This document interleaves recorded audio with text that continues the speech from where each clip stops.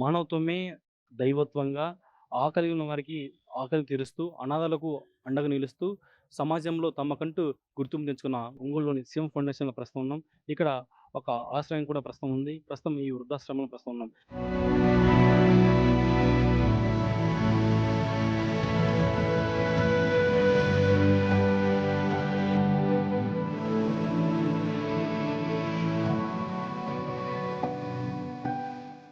ఇక్కడ చాలామంది మనం చూసినట్లయితే ఇక్కడ ఎటువంటి ఆస్తులు లేని వారందరికీ కూడా అక్కడ ఆశ్రయం కల్పిస్తూ ఒక ఆహ్, నీడని కల్పిస్తూ వీళ్ళకి 3 పూటలా కూడా ఇటు ఆకలి తీరుస్తున్నారు ఇక్కడ శివం ఫౌండేషన్ సభ్యులు. ప్రస్తుతం మనకి ఈ శివం ఫౌండేషన్ సభ్యులున్నారు.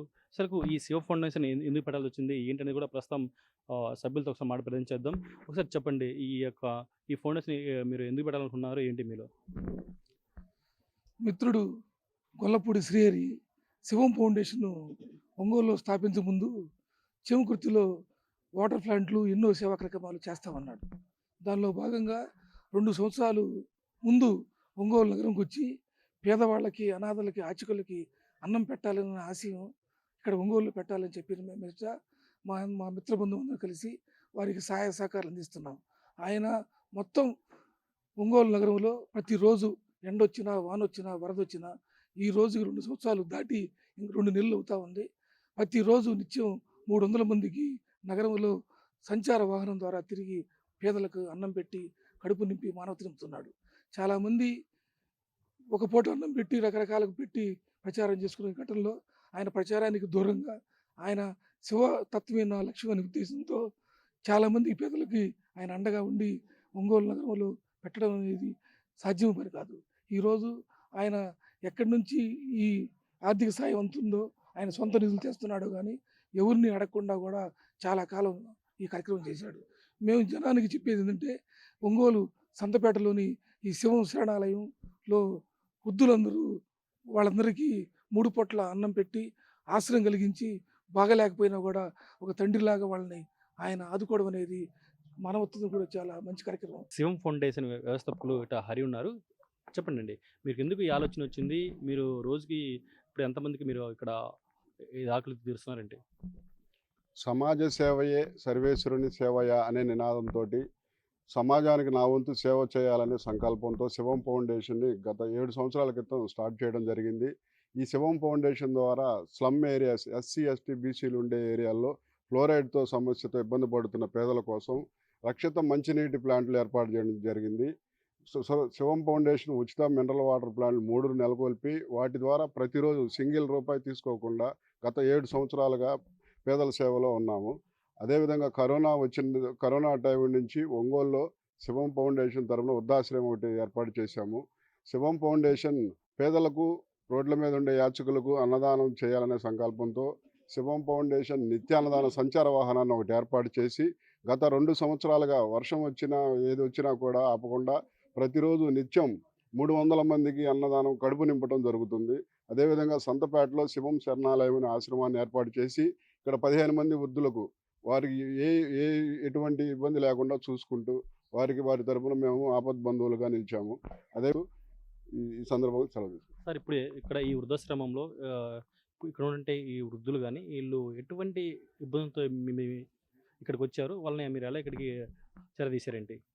శివం ఫౌండేషన్ ఆశ్రమం కల్పించే పేదలల్లా రోడ్ల మీద తల్లిదండ్రులని కొడుకు సరిగా చూసుకోక రోడ్ల మీద వదిలిపెట్టిన వారినే మేము ఆశ్రమంలో షెల్టర్ వేయడం జరిగింది.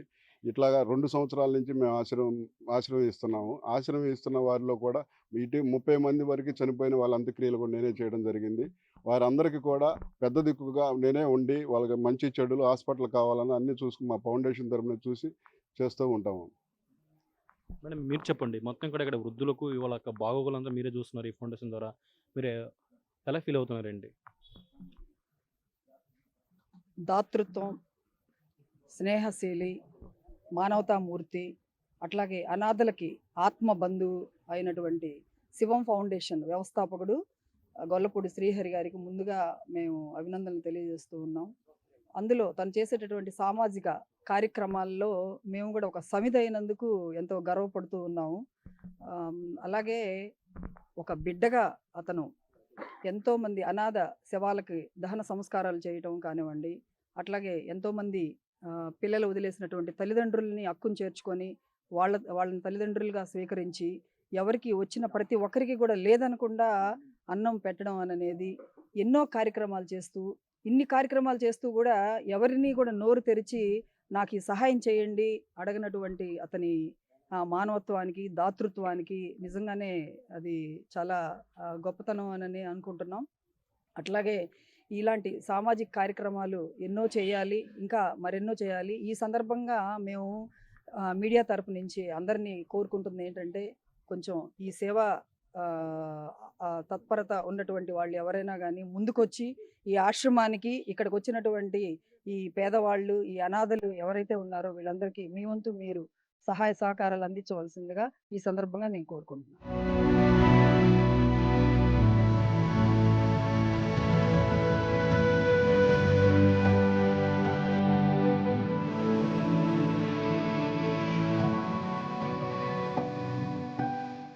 శివం ఫౌండేషన్ ఆధ్వర్యంలో నడుస్తున్నటువంటి ఉచిత అనాథాశ్రమంలో ప్రస్తుతం మనతో ఇక్కడ అనాథలుగా మిగిలినటువంటి ఇక్కడ వృద్ధులు ఉన్నారు. వారు ఇక్కడికి ఎటువంటి సిచ్యువేషన్లో వచ్చారు, ఏంటి అనేది కూడా ఒకసారి వాళ్ళతో మాట్లాడదాం. తర్వాత మీరు చెప్పండి, మీరు ఇక్కడికి ఎటువంటి సిచ్యువేషన్లో ఇక్కడికి వచ్చారు? ఎవరైనా స్థితిలో వచ్చాను సార్. నా అన్నవాళ్ళు ఎవరు లేరు, నా రక్తస్రావం ఎవరు లేరు. నేను మధ్యలో ఒక ఆమెను జత చేసుకున్నాను. ఆమె కూతురు ఉండింది, ఆమె పెళ్లి చేశాను. వాళ్ళకి 2 కొడుకులు పుట్టారు. ఏ ఊరు మీది? మా కడప జిల్లా జమ్మలమడుగు. నేను ప్రకాశం జిల్లా వచ్చి 50 సంవత్సరాలు అయింది సార్. చీరాల్లో చేనేత పని చేసేవాడిని. గత 2004లో ఒంగోలు వచ్చాను. ఒంగోలు వచ్చి అభిలాష్ లాడ్జ్లో రూమ్ బాయ్గా పనిచేశాను. మొక్కలు నొప్పి వచ్చి 5 సంవత్సరాలుగా ఇంటికాడ ఉంటున్నాను. వాళ్ళు పిల్లకాయలందరూ వస్తాను, నేను పని చేసిన నాళ్ళు ఉంచుకున్నారు. ఎప్పుడైతే నేను తడిపి వచ్చింది, వాచ్మెన్ పని చేస్తాంటే ఆ తడిపి రాగానే నేను బెడ్ నెట్టేశాను. వద్దుపోయి నేను షెడ్లో ఉన్నాను, కార్ల షెడ్లో పడుకొని ఉంటే సార్ చూశారు. చూసి బాబు ఇక్కడ ఉంటే ఎట్లా రండి చెప్పి తీసుకొచ్చారు.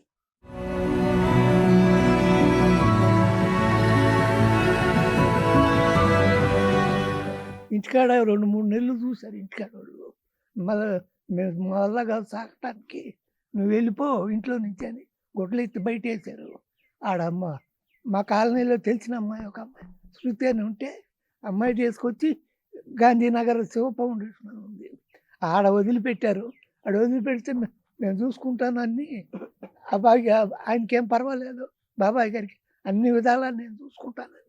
అప్పుడు ఆయన నుంచి మంచి చెడ్డ మొన్న ప్రాణం మీదకి వస్తే 3 అంబులెన్స్లో హాస్పిటల్కి తీసుకెళ్ళారు సార్, ఎమర్జెన్సీలో. అంతంత బాగానే చూస్తున్నారు సార్ మాకన్నీ అడిగారు. అది మీరు చెప్పండి, మీది ఏ ఊరు? హలో, నేను పేర్లమాన్యం అండి, ఒంగోలు. నా భార్య చనిపోయే సంవత్సరం అవుతుంది. నన్ను ఎవరు చూసేవాళ్ళు లేక ఎవరు పట్టించుకోవాలా. అప్పుడు ఇక్కడ శివా ఫౌండేషన్ వాళ్ళు బాగా చూస్తారంటే ఇక్కడికి వచ్చా. 2-3 నెలలు వచ్చింది. వచ్చి భోజనం అది టిఫిన్ బాగా పెడుతున్నారు, మందులు కూడా ఇప్పిస్తున్నారు. అన్నీ బాగా సౌకర్యం జరుగుతుంది. మాది సిఎస్పురం గ్రామం, కనిగిరి తాలూకా సిఎస్పురం మండలం, సొంతూరు. మాకు అనారోగ్యంతో ఆస్తులు అయినోళ్ళు కనుక అన్నం లేక ఇక్కడికి వచ్చి ఇక్కడ ఆశ్రమంలో తిరుగుతున్నాను. నిరాశీల ఆశ్రమంలో ఉన్నాను, తరువాత రెడ్ క్లాస్లో ఉన్నాను. తరువాత మా గురువు గారు నన్ను ఇక్కడికి పిలిపించి ఇక్కడ ఉండమని చెప్పాడు. మీ అందరి ఆధారపాలతో మమ్మల్ని సరళగా చూస్తున్నాడు, మా తండ్రిలాగా చూసుకుంటున్నాడు.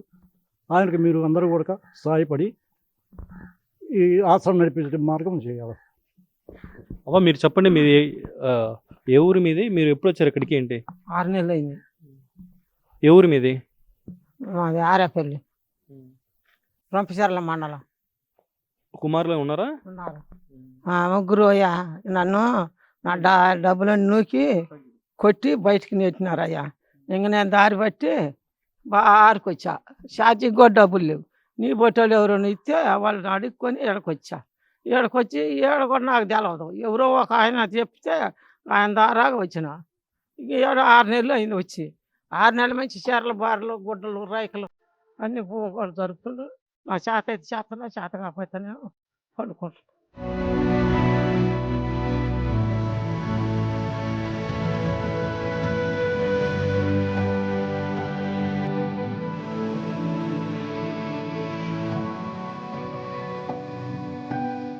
ఇది మొత్తానికి ఒంగోలులోని శివం ఫౌండేషన్ ఆధ్వర్యంలో నుండి ఈ వృద్ధాశ్రమంలో ఒక వృద్ధుల కథ, ఒక దీనకథగా ఇక్కడ మనం చూడొచ్చు. చాలామంది కూడా తమ కుమారులు ఇటు ఉన్నత స్థాయిలో ఉన్నప్పటికీ కూడా కన్న తల్లిదండ్రులను కూడా ఇటు వదిలేసి వాళ్ళని ఇబ్బంది పడుతున్న పరిస్థితి కూడా వాళ్ళు ఇక్కడ మనకు చెప్తున్న పరిస్థితి. మొత్తానికైతే ఈ శివం ఫౌండేషన్ ఆధ్వర్యంలో ఉచితంగా ఇక్కడ వృద్ధులకు మొత్తం కూడా బాగోగులు మొత్తం కూడా ఇక్కడ చూస్తున్న పరిస్థితి కూడా ఒకసారి చూస్తున్నాం. ఇది ఇక్కడ ఉండే తాజా పరిస్థితి. జర్నలిస్ట్ చంటితో జయరాం, బిగ్ టీవీ, ఒంగోలు నుంచి.